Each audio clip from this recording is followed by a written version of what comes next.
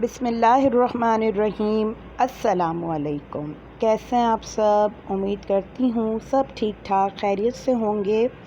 दोस्तों, आज मैं आपके साथ एक ऐसे पुलाव की रेसिपी शेयर करूँगी जिसमें ना चिकन डलेगा, ना मटन, ना बीफ, ना ही दही डलेगा और ना ही टमाटर। उसके बाद भी ये बहुत ही मज़ेदार पक के तैयार होगा। तो चलें रेसिपी स्टार्ट करते हैं।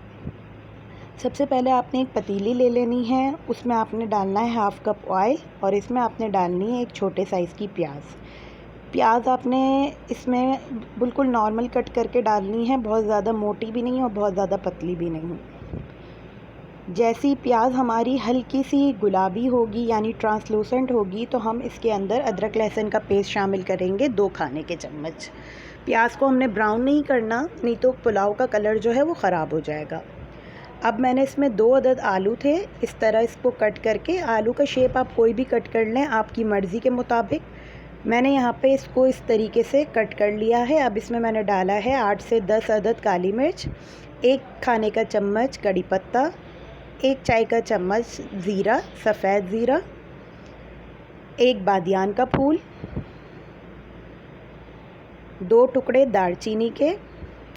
और अब इन गरम मसालों को अपने आलू के साथ मिक्स करके पकाना है। इससे आलू में अच्छा फ्लेवर और अच्छी खुशबू आएगी और एंड में जो पुलाव दम पे आप रखेंगे तो बहुत ही अच्छी इसमें खुशबू आएगी इन गरम मसालों की वजह से।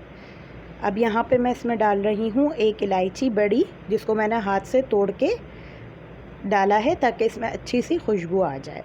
थोड़ा सा मैंने पानी ऐड किया है ताकि जो आलू हैं हमारे नीचे चिपके ना और जो है वो मसाला इसमें लगे ना। अब इसमें जाते हैं पाउडर मसाले। तो यहाँ पे मैंने 1 खाने का चम्मच इसमें ऐड किया है चिकन पाउडर, साथ ही मैं इसमें 1 खाने का चम्मच ऐड करूँगी काली मिर्चों का पाउडर। 3 पाव चावल की ये रेसिपी है तो इसको इसी मेजरमेंट के हिसाब से बनाइएगा। 1 चाय का चम्मच इसमें कुटी हुई मिर्चें गई हैं और 4 से 5 अदद आपने इसमें हरी मिर्चें डाल देनी हैं, जो तेज़ वाली होती हैं हरी मिर्चें वो। और अब इसमें जाएगा नमक मैं इसमें 1 चाय का चम्मच ऐड कर रही हूँ, आप अपने टेस्ट के अकॉर्डिंग ऐड करिएगा। थोड़ा सा नमक जब हम चावल डालेंगे जब भी हम चख के ऐड कर लेंगे। और अब इन सारे मसालों को आपने आलूओं के साथ मिला के पकाना है। इसको थोड़ा थोड़ा पानी जैसे जैसे रिक्वायर्ड हो आप डालते रहें ताकि मसाला नीचे से चिपके ना और लगे ना। अब यहाँ पे आपको नज़र आ रहा है पुलाव का कलर, आपको लग रहा होगा कि ये बहुत ख़राब हो जाएगा, लेकिन पुलाव आपका वाइट ही पक के तैयार होगा। अब यहाँ पे 2 खाने के चम्मच मैंने हरा धनिया और पुदीना जो है चॉप्ड करके वो इसमें शामिल कर दिया है। हरा धनिया और पुदीना ज़रूर शामिल किया करें यखनी पकाते वक्त कोई भी हरे पुलाव की, इससे अच्छा फ्लेवर, अच्छी खुशबू आती है। तो अब इसको आपने कर लेना है मिक्स। और साथ ही साथ अगर आप चैनल पे नए हैं और मेरी वीडियो फ़र्स्ट टाइम देख रहे हैं तो मेरे चैनल को लाजमी से सब्सक्राइब कर दें और बेल आइकन को प्रेस करके ऑल नोटिफिकेशन पे भी क्लिक कर दें।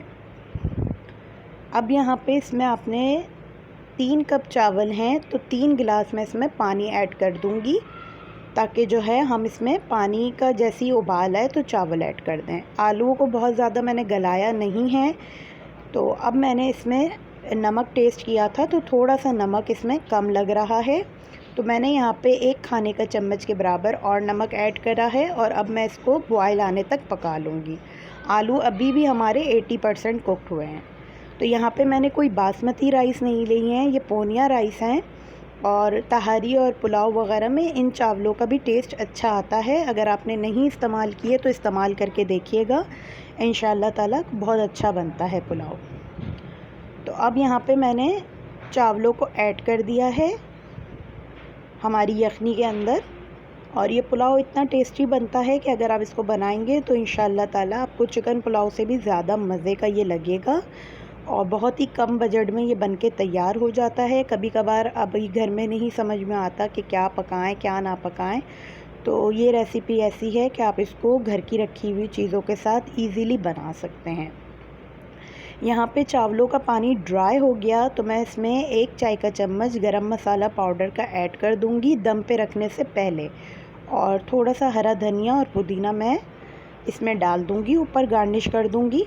और इसको अब मैं रखूँगी दम पे तो दम पे रखने के लिए सबसे पहले आपने कोई भी दस्तरखान इसके ऊपर रखना है, फिर आपने लिड लगाना है और फिर आपने इसको 5 मिनट हाई फ्लेम पे पका दें और 10 से 15 मिनट इसको लो फ्लेम पे छोड़ दें। तो यहाँ पे 15 मिनट के बाद पुलाव हमारा अच्छे से दम हो गया था, स्टीम नज़र आना शुरू हो गई थी। तो यहाँ मैंने 2 अदद अंडे थे जिनको बॉईल कर लिया था और 4 पीसेस में कट कर लिया था।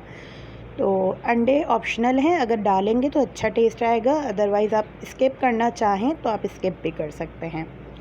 तो अंडे डालने के बाद मैंने इसमें थोड़ा सा हरा धनिया और डाल दिया है और अब मैं आपको इसको फ़ाइनल लुक करके दिखाती हूँ कि इसकी फ़ाइनल प्रेजेंटेशन कैसी थी और पुलाव कैसा बना था। तो इस रेसिपी को ज़रूर से ट्राई कीजिएगा और मुझे अपना फ़ीडबैक दीजिएगा, क्योंकि मेरी कोशिश होती है कि आप लोगों को सिंपल, इजी और क्विक बनने वाले खाने सिखाऊं और इजी लो बजट में जो रेसिपीज़ बन सकती हूँ वो आपके साथ शेयर करूँ। तो यहाँ पे आप देखें अंडों से इसका कितना खूबसूरत लुक आ रहा है और अंडे से इसका टेस्ट भी बहुत अच्छा आया है, लेकिन अगर आपको अंडा ना पसंद हो तो ना डालें। और अब मैं इसको सर्व करूँगी इमली की चटनी के साथ, रायते के साथ भी कर सकते हैं, लेकिन इमली की चटनी ये मैंने बनाई थी। अगर आपने इसकी वीडियो नहीं देखी तो मैं आई बटन में इसका लिंक दे देती हूँ, आप इसको भी जाके देख लीजिएगा। और इसी उम्मीद के साथ कि अपना बहुत सारा ख्याल रखिएगा, मुझे अपनी दुआओं में याद रखिएगा। अल्लाह हाफ़िज़।